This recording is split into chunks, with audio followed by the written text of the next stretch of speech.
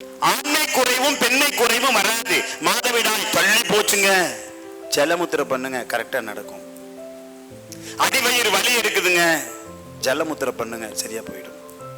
ஆண்களுக்கு உயிரினு கம்மிங்க, மொட்டிலிட்டி ரொம்ப கம்மிங்க, சூட்டுல இறந்தே பிறக்குதுங்க. ஒரு 10% தான் இருக்குது, அதுலயும் 80, அந்த 10%ல 80% ஹெட் டிஃபெக்ட், சென்ட்ரல் பாடி டிஃபெக்ட், டெயில் டிஃபெக்ட். இதோட போய் கரு உருவாச்சுன்னா கால் வராது, கை வராது. நான் சொன்னது புரிஞ்சுதுங்களா? நல்ல வீரியமிக்க அணு கருமுட்டையை சென்று தாக்க வேண்டும். அப்பதான் ரப்ஷர் ஆகி கரு உருவாகும்.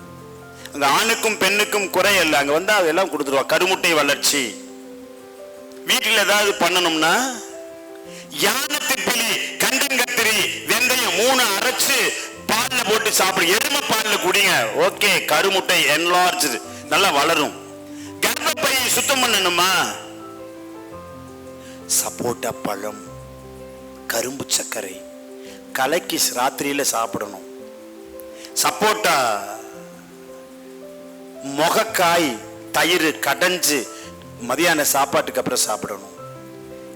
சப்போட்டா இலையும் விதையும் கிள்ளி போட்டு கரும்பு சக்கரை போட்டு தண்ணியை கொதிக்க வச்சு அந்த தண்ணியை குடிச்சோம்னா கர்ப்பப்பை எத்தனை கழிவுகள் உள்ள இருந்தாலும் பளிச்சுன்னு சுத்தமாயிரும்.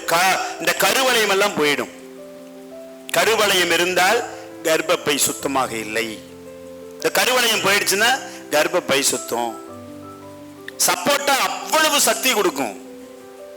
குழந்தை பேர் இல்லாத பெண்கள் சப்போட்டா பழத்தையும் கரும்பு சர்க்கரையும் கலந்து இரவும், சப்போட்டா முகக்காய், காயும் அல்ல பழமும் அல்ல, அந்த நிலையில தயிர் ஊத்தி கடைஞ்சு அதை சாப்பிட்டோம்னா கர்ப்பப்பை சுத்தமாயிடும், கருமுட்டை வளரும்.